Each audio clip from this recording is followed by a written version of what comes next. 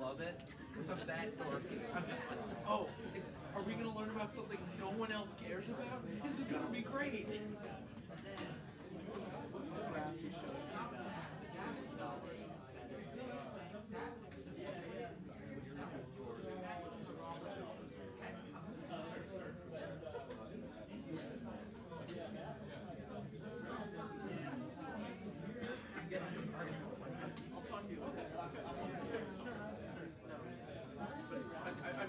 I'm very excited because I've been bothered. This has been the whole question for this event, where it's been bothering me since I heard that it was a thing, and you were like, yeah, it kind of works like that, and I'm like, I need to know this. Also, if this, I'm hopeful that this, well, so I'm very excited for the oral exam. I've gotten past nervous towards excitedly nervous. So I'm hopeful that I can remember this kind of stuff. I found out, according to my friends, they want to make T-shirts, and they were hoping they could like sit in the back and cheer for me. I don't think that's how it works. No. Although they can cheer for me beforehand and afterward. Sorry. All right.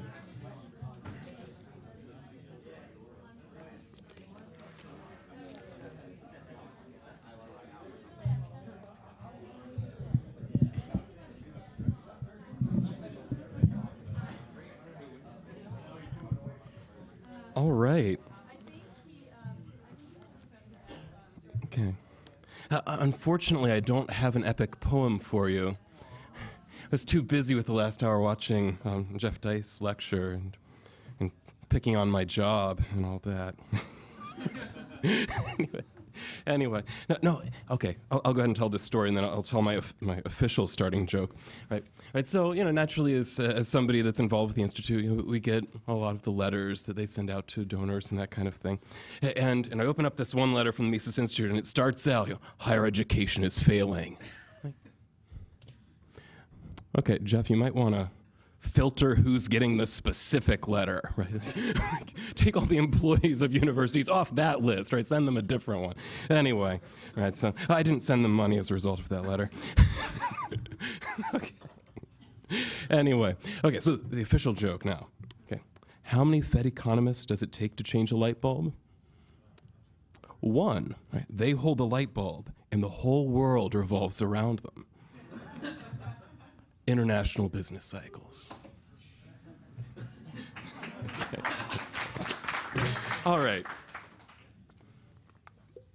So what I'm going to hope to show in this lecture today is that thinking about this phenomenon of international business cycles is something that can help us not just understand international business cycles, but business cycle transmission in general, right? So kind of how is it that the business cycle affects, right, not just, say, the financial sector where we believe that it begins, or, say, just those people working in the really capital-intensive early-stage industries, but actually spreads out and seems to affect basically everybody, right? So how is it that we see this transmission of the business cycle from where it begins, right, to affecting an entire economy, right? And kind of the international context will provide us with, I think, a good way to approach this particular question. Now, before we do this, I do want to make some points about kind of what is special and what's not, because as soon as we put in this word international, okay, well, why do we bother including that word? Right? What's so special about this? Right? Is there something magical, right, about drawing a line, right, on a map somewhere, and then suddenly, right, the relationships across the line on this map are totally different, right, than if we're on the same side of the line? Right? Well, it doesn't seem like that would be the case, right? Not inherently, anyway. I can draw as many lines on the map as I want. I could draw a line down the center of this room. There basically is one, right?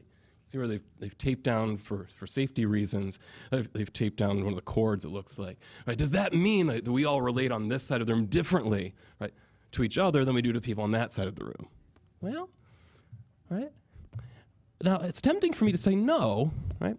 But I think yes might be partially right, right? Because, right, okay, is it easier for the two of you to carry on a conversation than the two of you?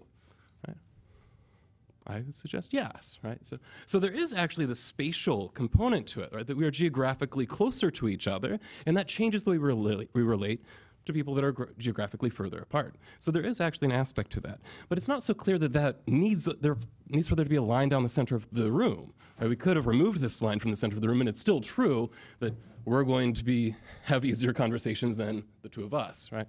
Okay, so there's a spatial component that will be captured here, but that doesn't seem to be the key in this international side of it. Okay. Now, what is different, though, when we look internationally, right? Well, on either side of this border, when we're talking about national borders or even state borders within the United States, is that laws are different, right, on the two sides of this border, right? And laws, while they may not be magical in themselves, or we can't just legislate prosperity or what have you, right?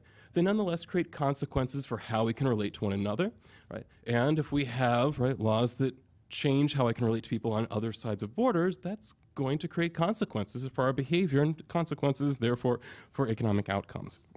And so there's nothing magical about laws, nothing magical about lines on maps. Nonetheless, right, because of this difference, right, in legislation, we will actually see impacts, right, as a result of these borders. Okay, right. So I would say that borders matter economically because they matter legally. Right? There's these legislative differences because we recognize legislatively these borders. Okay, so keeping that in mind, right, let's then move into thinking about international business cycles. And so, like any good Austrian, start with the data. Right? Yeah. All right. I expect you to know this in excruciating detail if you're going to be in the oral examinations. This will be on the test. Okay. All right, so what I have here, right? It's a correlation matrix, right? What I did, you see here, if you probably can't see because the type is so extremely small. The color coding is going to help you. But let me explain where the colors came from. Right, so each of the columns, each of the rows, right, is a particular country. So we have the US, we have Canada, the United Kingdom, Mexico, etc. So a lot of the developed world is listed in here. I think probably the least developed countries here, nonetheless very major economies. We have, for example, India is in there, not a particularly wealthy economy, kind of a middle income economy as well. Let's see. Brazil has been developing actually quite well, but they're also in this list. So a mix mostly of what we'd think of as wealthier economies, but also some of these middle income economies in there as well. Okay, so how did I get to this? Well, I started by gathering GDP, just plain old real GDP data, like I could easily find online, because that's what I did. Right? I took it, removed, right, any obvious time trends, right? So I'm looking at kind of deviations from that trend, using this to get some sense of what the business cycle is acting like in each of these countries, right? And then looked at how correlated, right, these are between different countries, right? Right, so that is what I'm showing here. This is all the different correlations, right, between them. Okay, so color coding then, right? Everything that is in green, right, has a value of 0.5 or higher, right? Right, so if you've taken your statistics, 0.5 is a reasonably strong, right, correlation, right? Anything above that is pretty good. We see some of these numbers go all the way up to something like 0.7, 0.8, right? So some very strong correlations telling us the business cycles in these pairs of countries are pretty strongly correlated. That is, we're experiencing booms and busts at basically the same time, okay? Right. I also have here, you can see just a few red, anything, if it was negative at all, right, even negative 0.01, right, just barely negatively correlated, right? That means we have a very slight tendency when I'm in a boom, you're in a bust, right? If that negative whatsoever, I put it in red. Okay. Everything that's in white is positive, right? So it's at least 0, but it's something less than 0.5. Right? All right, so I think what I really want you to compare here is look at the green versus the red. Right? Right. You see which there's more of. Right? And that's really my point, right?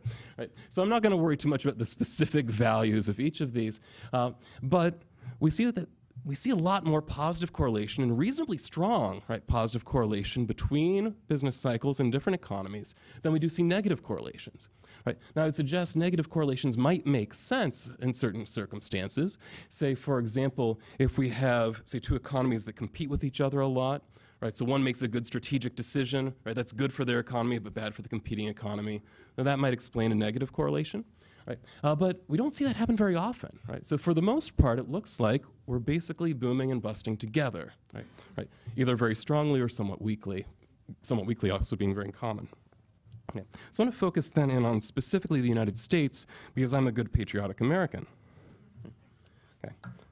It also ends up, part of the reason that I think economists on the whole generally focus on the United States is that historically, for whatever reason, I've not figured this out, I think it might be Wesley Mitchell's fault. Americans seem to be more obsessed with gathering economic data earlier, right, than a lot of countries are, right? So we can get longer periods of time for American economic data than when I look, even places like the UK, which I think culturally is very similar, their GDP data doesn't go back as far, right, as American does, which I don't know why, right? It's something weird about the American psyche, I guess. Anyway, so these are the countries that have the closest correlations with the American business cycle. I have the correlations here, ranging from 0.76 with the UK, right? We're actually very closely correlated with the United Kingdom. Canada, 0.75. It's not that surprising, right, that the 50 states would correlate very well with the 51st state, right? No, I know we didn't win that particular war, or maybe we did. Right? In any case, Canada is still independent. Right? Taiwan, 0.62. Right? Australia, 0.59, and Netherlands getting a little bit weaker, at 0.52. Okay, so still, right, all of these relatively strongly correlated. Okay, so keep these in mind, especially those top two, right, as we go through some of this discussion. All right, so now backing up from the theoretical perspective, right, why do we want to think about this international thing? First, I know you've probably heard this before. Certainly if you were in Dr. Salerno's lecture, right, you've already heard this story. It turns out thinking about, right, business cycles and money internationally was part of the inspiration for Austrian business cycle theory. You go back to the specie flow mechanism. Right? So the idea is that we have, right, these two economies, right, have the same, right, monetary base commodity, so we're both based in gold, right, but then we have some kind of paper currency we're pyramiding on top of that, so we have more paper than we have gold underlying it. And we know that if we have one economy that expands more quickly than the other, right, this money or this paper, right, tends to flow, right, to the other country, right, through trade flows, right, that gets redeemed and then gold leaves, right. Of course, as gold's leaving, now we can't pyramid as well as we could before. We have to cut back, right? So we have the boom, and now we have the bust as we have to contract the money supply to prevent ourselves from losing gold flows, right? And then Mises noticed this is not just an international thing, right? That banks hold reserves, right, at his time in gold, right? They also, right, pyramid paper on top of that, and you can apply this to business cycle theory as well, and then incorporating, right, capital theory and the distortions in the capital structure, right? So thinking about things internationally was kind of what led to, right, in some way, right, the Austrian business cycle theory as we have it, right? So I think it is a useful, right, way for us to think of these things. Okay, right, so now I want to think then about not this particular mechanism, but if we have a business cycle in one country, right, how, in Austrian terms, right, would it make it into another country?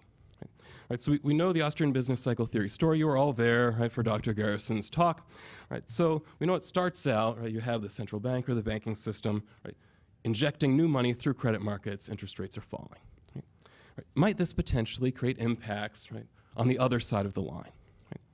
Well, let's suppose that we have, right, a world market in which it is possible, right, for me to make a choice about where I invest. Right? So here as an American, I could invest, say, here in New York through our New York financial markets, or I could, if I wanted to, invest my money in London. Right? London also being a major financial center. Right? Right. Well, if interest rates are falling here in the United States, right, relative to abroad, and I want to get the best return on my money possible, right, I'm going to start moving some of my funds to where interest rates look higher. Right? Well, what happens then? Right, now we have, right, the supply of savings investment that's flowing out of, right, the economy that was creating this expansion and is pushed elsewhere. Right? In this case, this example, say I start investing in London, right, because interest rates are falling in the United States. Right?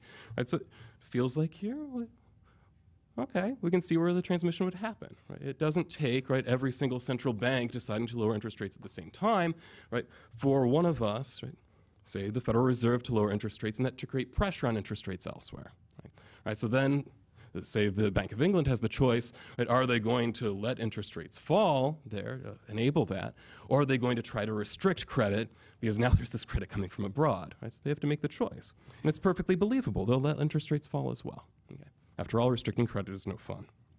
Right, so it could be because of this flow of investment, right, these capital flows is the term that is typically used, right, we'd see a coordination, right, even if not totally planned, right, but in the end an accidental coordination, perhaps, right, between what interest rates are doing. Interest rates fall in one place, they end up falling somewhere else as a response. Okay. Well, so in order to provide a little bit of evidence for that in the American experience, right, I looked for those economies that have the heaviest investment flow linkages with the United States. Okay. You might not have noticed that I changed slides, right, especially if you're focusing on the top two. Right. The UK and Canada are number 1 and number 2 in terms of correlations with our economic cycle, and also are number 1 and number 2, right, in terms of how much investment flow we see between these countries. Right? Well, isn't that interesting? Right? Now, we also have these other 3, right, Germany, Luxembourg, and France, right, are also there in the top 5. Now, none of these made, right, the top 5 in terms of our correlations, but you see they're also not far off. Okay, the top 5 got down to 0.52 for the Netherlands. Right? Here we're looking, everything is 0.4 or higher. Right? So there is a reasonable amount of correlation between, right, the economic cycle as experienced in the countries that we invest with or that invest with us, right? Adding these two together to get flows either direction, right? And our economic cycles. Right? So this investment channel does seem to actually have an impact. So we have this interest rate effect. Right? Interest rates do tend to correlate, right, largely driven by these the possibility, right, of these investment flows. Okay. So a second possibility, right, is that there might be some kind of, we could think of as an income or a wealth effect. Right?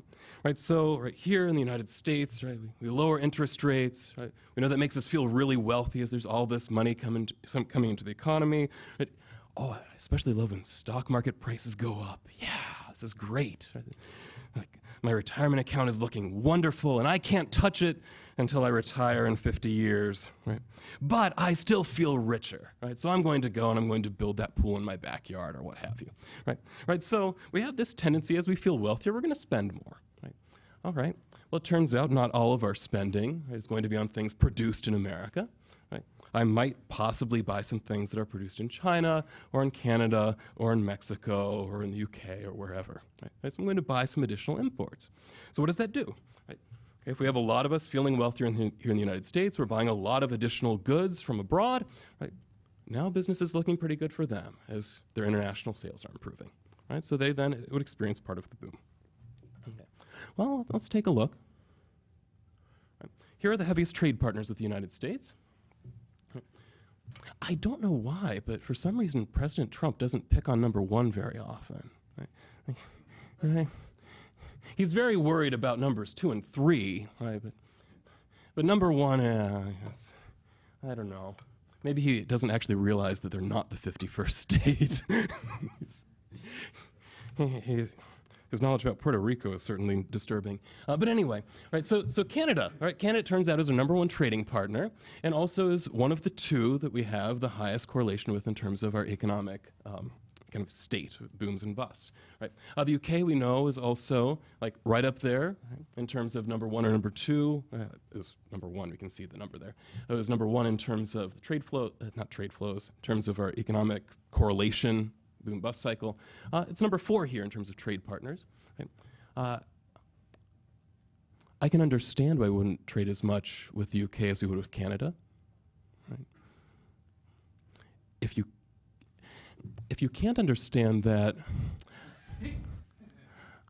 you know, I was watching a video the other day on YouTube where I think it was Jimmy Kimmel was asking people to identify a country on the map. Right? So here's a map of the world. Identify a country. Yeah, it turns out almost nobody could do it. Yeah, the American knowledge of geography is not very good. Even asking, okay, where's the U.S.? Here, no, that's Russia. Also disturbing. Anyway, right, so Canada, it turns out, is much closer, right, to the United States than the UK is, right? We don't have to worry about getting things across the Atlantic when they're coming from Canada. Similarly with Mexico. Mexico is also very close to the United States.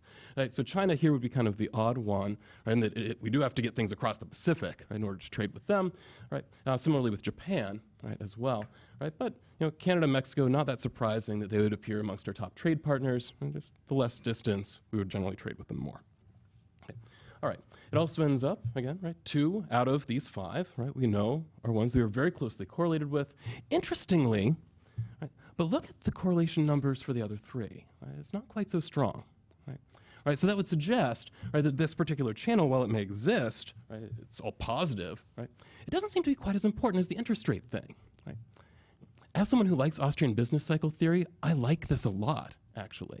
Right? Because what is at the center of Austrian business cycle theory isn't this whole trade story of, oh, I buy less stuff, right, so that makes you worse off. We acknowledge that may be a secondary effect. Right? What's at the center of it, right, is the interest rate story. And sure enough, that is where we find, right, the stronger connections, at least in the American case. Okay. All right, but these are both things where we do see some potential evidence where it would draw, right, our business cycles to happen at basically the same time. Right. These two effects I actually describe in a paper that I wrote when I was a fellow here in 2004. Yeah, you can still find that as a working paper. It's called, I think, Business Cycles in an International Context. I was young and I wanted an impressive title, and that was the best I could do. So, in an international context sounded much better than international business cycles, I guess. Right.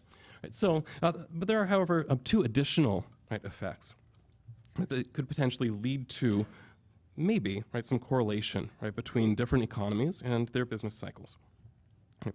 Now, before I get into these, first I want to note the first two, right, don't really rely on the international thing. Right. We would expect interest rates to basically move together within, right, a national economy. So this particular channel would help to explain why it is that the American economy as a whole, while we don't in a balanced way experience the boom and bust, we tend to experience it roughly at the same time. Right? So take Texas and Ohio and Pennsylvania and what have you. We generally experience booms and busts basically together. Well, we're under the same interest rate regime. Right? Okay, so we experience the same interest rate movements. Right? Similarly, income and wealth effects. This is something that we can see happening, right, within the American economy. Right? So within borders, right, these two channels would still work. Okay. Now the next two, these effects I got much more informed by fairly recently. I believe it was a year ago now. I was here for ARC and I saw a paper presented by Drs. Herbner and Block where they were looking at whether it's possible for the Austrian business cycle theory, right, to be contagious, right? Like, is the virus of this interventionism contagious, right? Right? Or put another way, right? Do business cycles transmit, right, internationally, right, to different monetary systems? Right, so after I saw their presentation, I went up and I talked to Dr. Herbner, who's in the back now watching me, making me nervous. It's going to make him nervous by have you all looking at him. So I went up to him afterwards and said, oh, actually, I wrote a paper a few years ago, right, 2004 about this. So they brought me in as a third author, and I contributed almost nothing to the paper. I handle all the edits, right, that the referees want. There we go. That's a good enough contribution, I guess. But as part of this, we introduced these two additional channels. Right? I will say these are not specifically things that Austrians have invented. Right? These are channels that you would see, right, presented in the mainstream as well. Right? Right, so what are those? Right? So the third channel would be exchange rate effects. Right, so this is something when I taught money and banking, right, and I would talk about the international transmission of business cycles. Exchange rate effects was always kind of a funny thing, right? Because I try to present myself as being at least somewhat mainstream, right? And the mainstream doesn't really make much of a commitment about where business cycles come from. And that in turn makes interest rate effects really ambiguous in terms of what they're going to do in terms of transmitting business cycles, it turns out.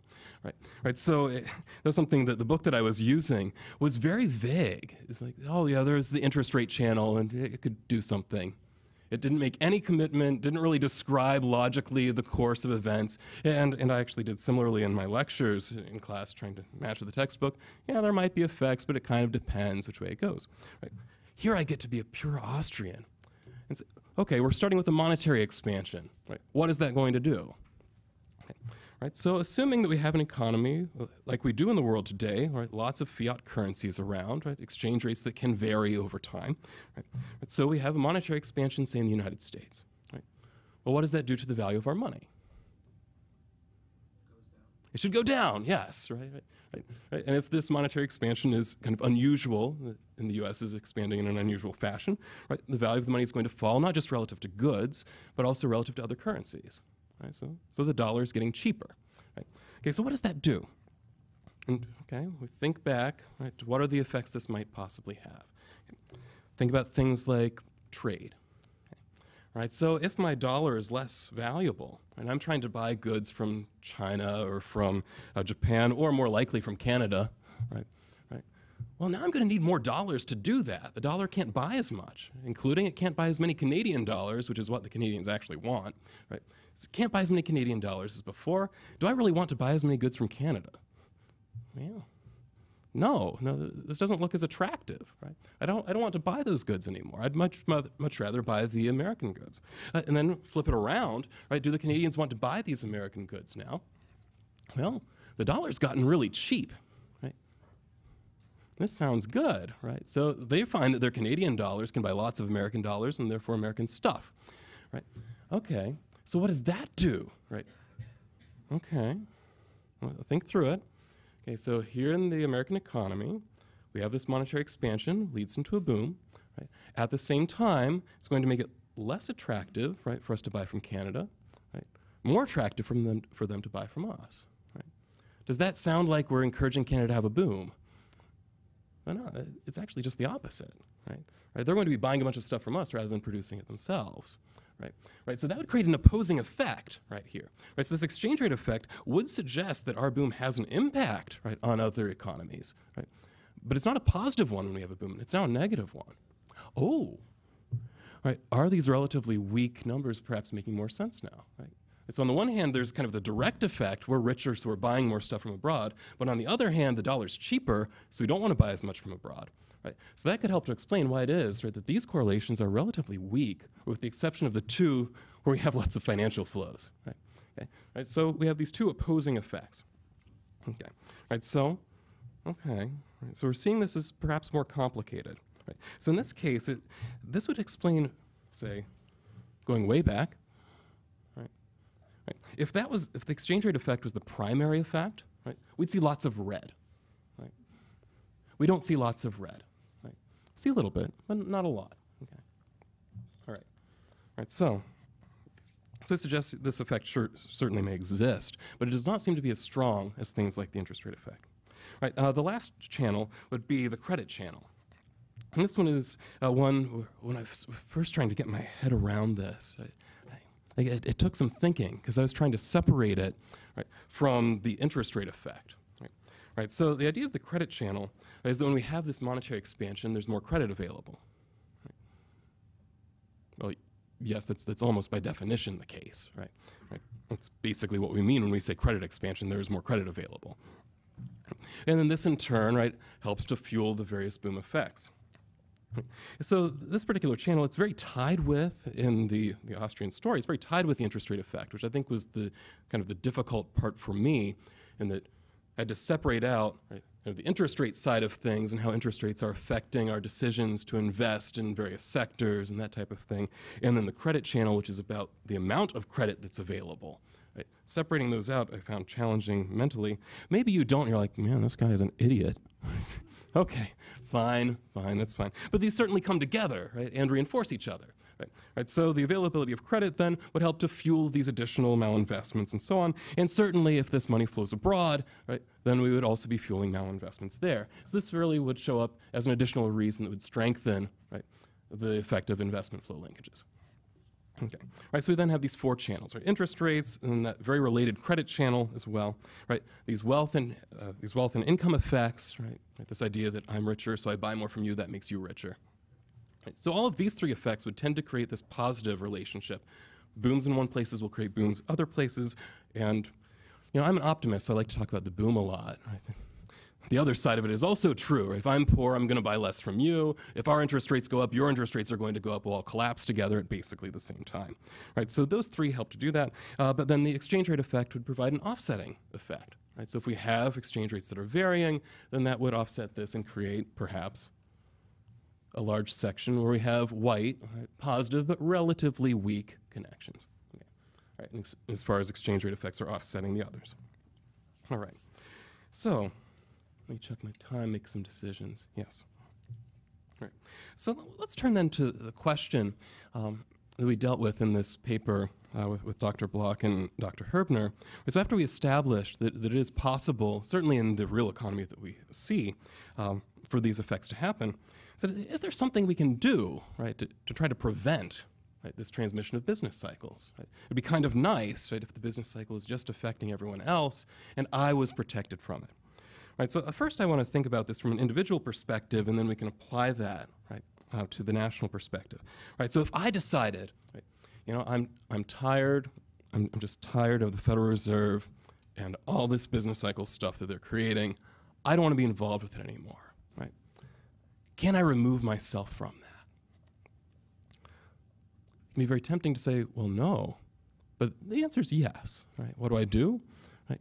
I pack up my backpack, go into the middle of the woods, right, set up a lean-to, and starve to death. Right? Right. Oh, okay. Now, if perhaps you are a better survivalist than I am, right, that last step would be not what happens to you. But the idea is I could totally separate myself, right, from everyone else, right, cut off all of these channels, right. Do I have to participate in financial markets? I don't have to, right. Do I have to use the US dollar?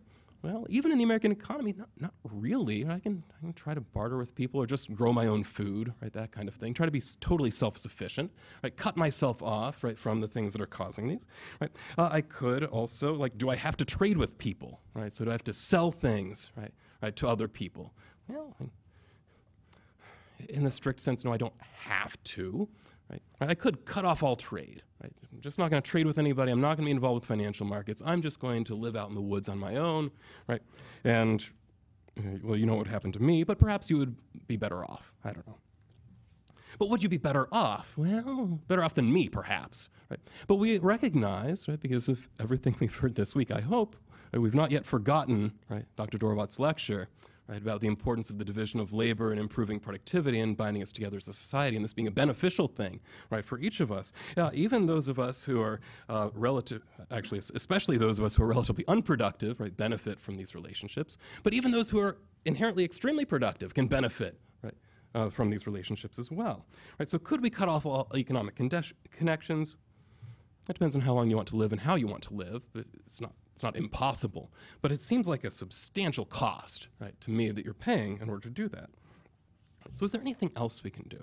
And this is really where the paper with Dr. Block and Dr. Herbner kind of picked up.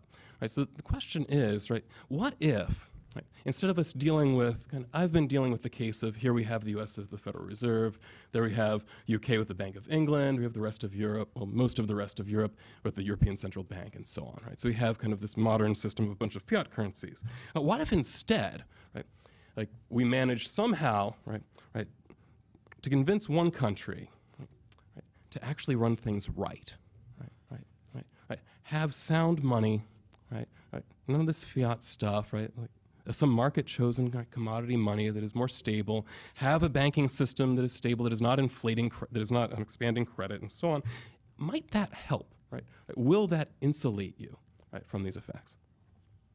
Well, the conclusion we came to, right, is will it insulate you? Well, sort of, right? Not entirely. Right? As long as you're still connected, right, we'd still see some of these interest rate effects. We'd still see some of these trade effects, right? Now, the kind of these asset market effects, I think, would be somewhat less. That's offset, right, by exchange rates, right? Okay, so yes, when I look at all of these, say I don't know, if we have the New York Stock Exchange is going crazy, everything's looking great there, right? If I'm outside the United States and I see, oh, all of my New York stocks are gaining in value, well, at the same time the dollar's plunging, I don't feel wealthier, right? Okay, so effects like that, right, so the kind of wealth that I have stored abroad, right, exchange rate effects can offset that. Right, so if we have a nice sound money where our exchange rates are going to reflect, right, the fact that these other countries are inflating, we're not going to be as fooled by those particular misvaluations. Right? But there are some effects that still very well may happen. But at the same time, we do have benefits because of what exchange rates are telling us. Right? So here I want to get into a little bit more detail about exactly where the distortions are going to go in this international context. Okay. Right. So let's focus in here specifically, right, on first the interest rate effects and then on these kind of income effects. Right. So interest rate effects. We already know, right, where the distortions end up, right, being pushed toward. Right. We're going to be pushed toward having these early stages of production. Right. More investment there than really would be justified, right, because interest rates are falling. Okay.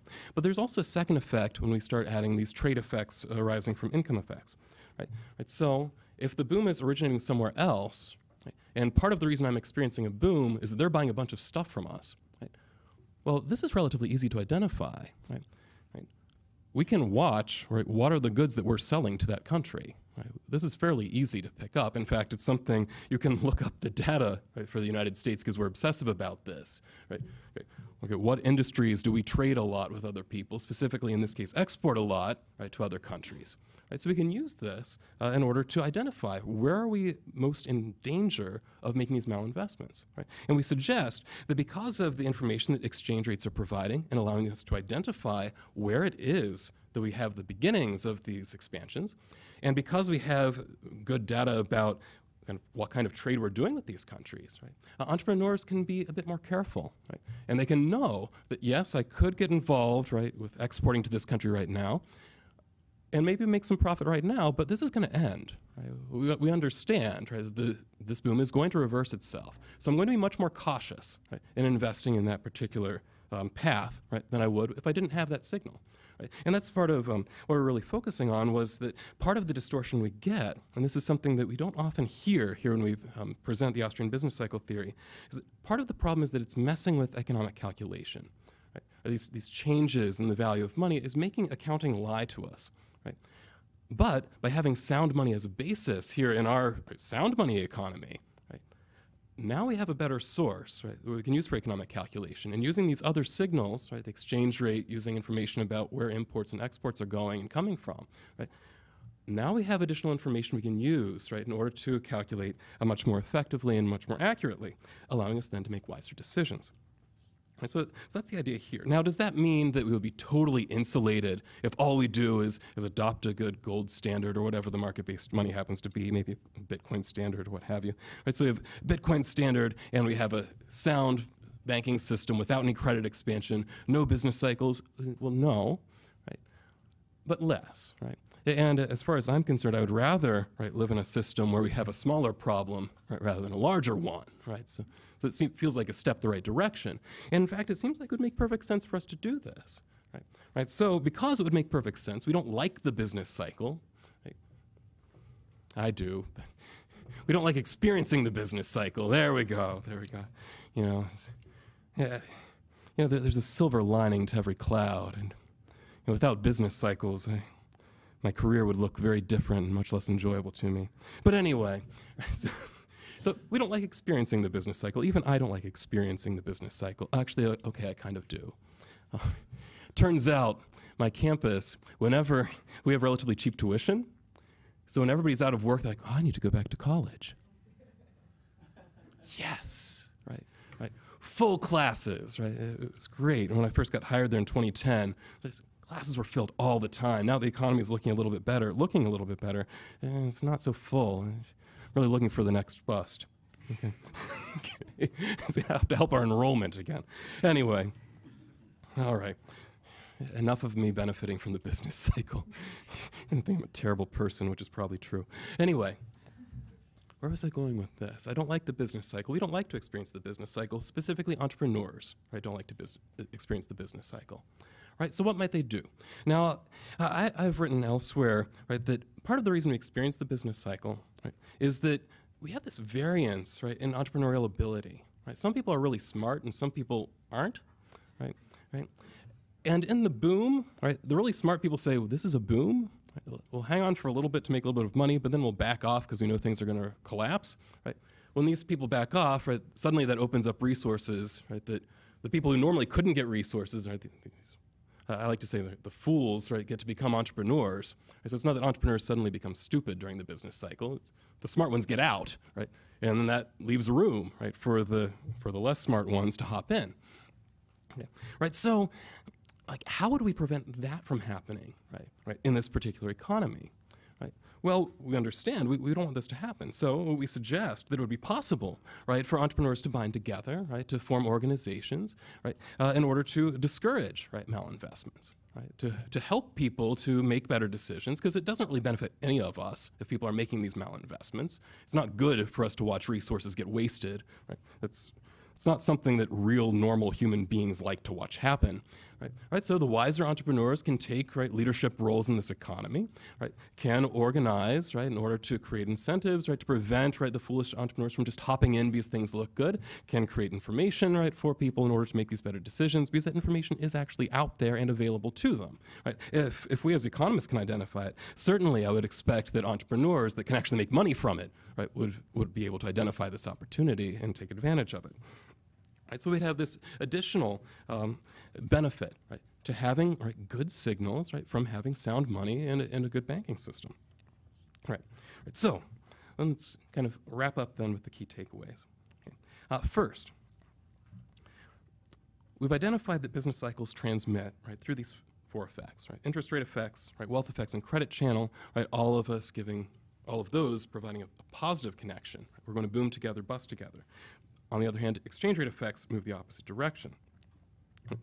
So whenever we're going across currency areas, we need to worry about these exchange rate effects. But if we're within a currency area, something like, say, within the United States, within the Eurozone, or what have you, we really only see the other three effects that are going to create positive correlations. We'd basically see everyone in one currency area experiencing the business cycle at the same time. A second thing that we've identified is that identifying the source of a crisis is not necessarily easy, but it gets easier if we have sound money and a good banking system. Now, this is a point that I do want to expand on a little bit here. If we're doing some empirical work, say we want to explain why is it that the 2008 crisis happened. If we take the things that we said here seriously, it suggests if we want to explain the American business cycle, just looking at what the Federal Reserve is doing may not be enough. I've actually done a little bit of work on this. And found that there's actually some reasonable evidence, especially when you look at what exchange rates were doing around the time, that a lot of the expansion may have been in Europe, and that we in the US were experiencing part of the effects of that. So then you hear people like Ben Bernanke declaring, oh, there's a global savings glut that's causing this problem.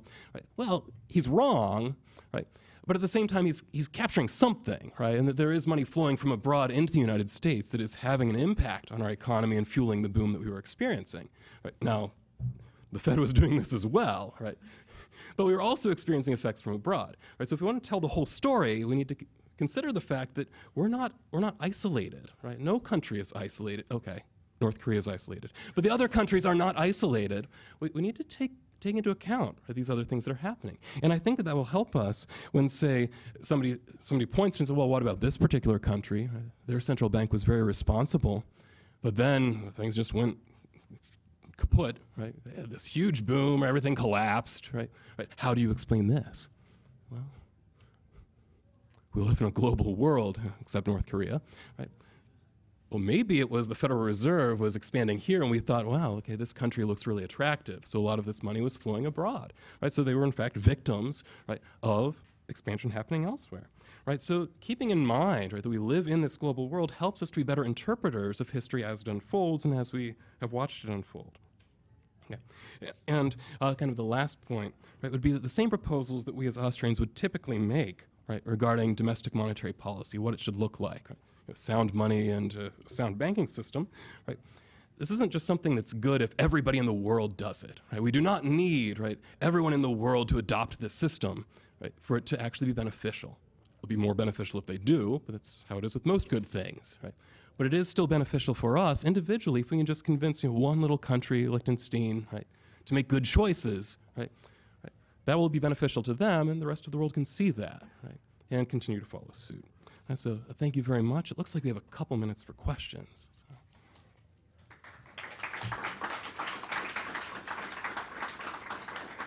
I think we might have time for like 3 questions. Yeah.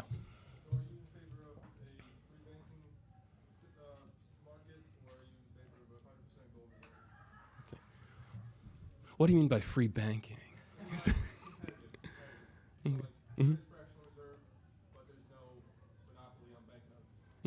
Right.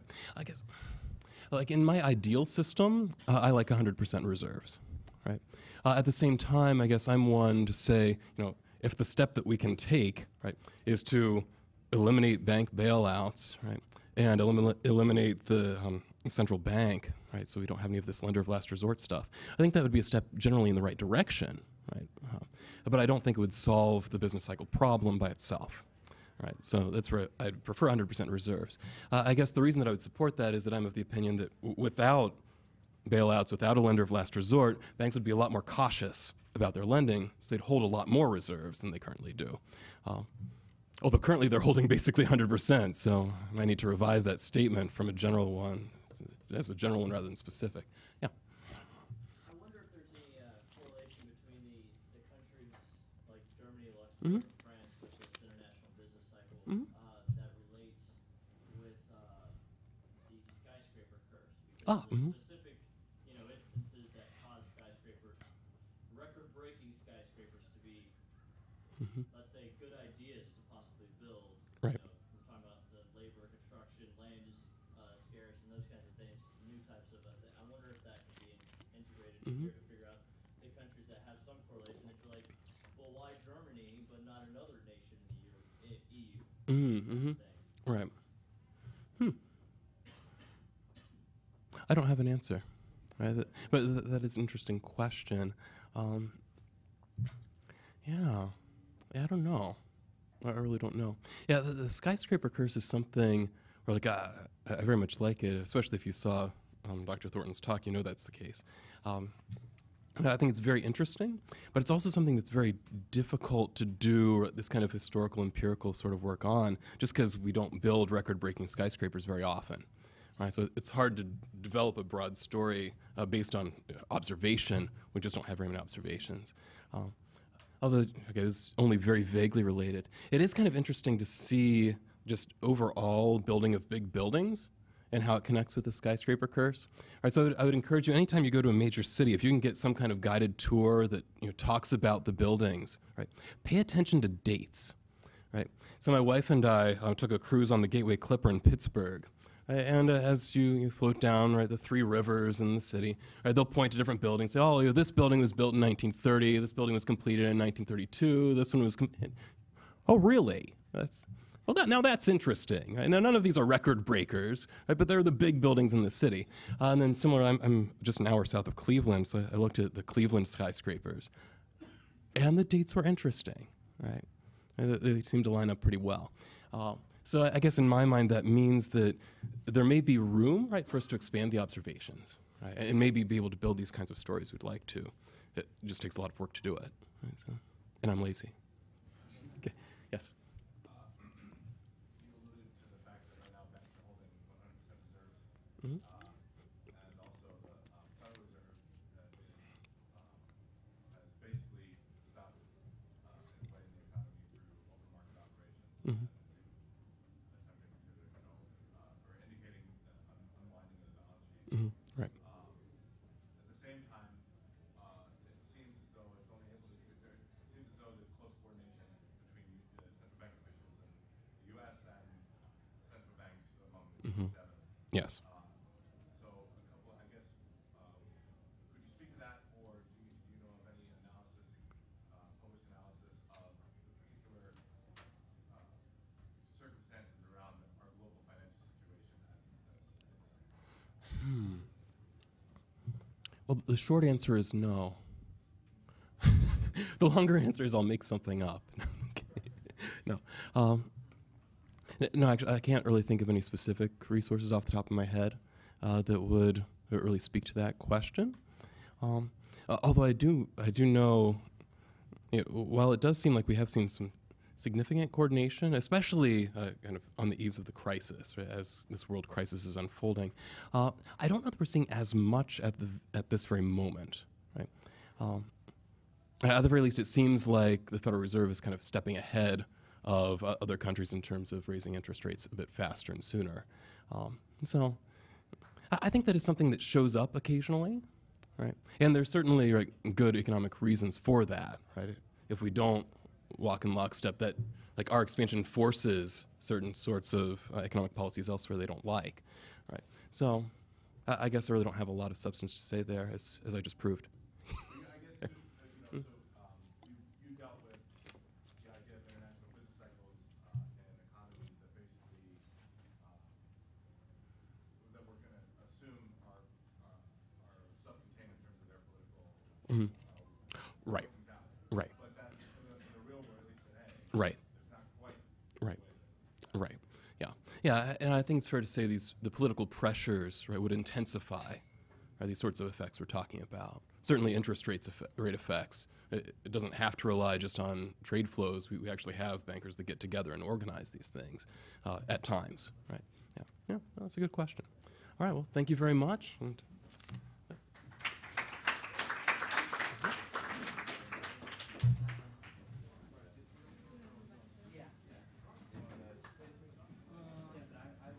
Do you know some comparison between like pre-euro and post-euro in Europe? Something like that? Because like after the euro, then countries like Italy and stuff like that, they could not like continue to inflate their money supply. So do you know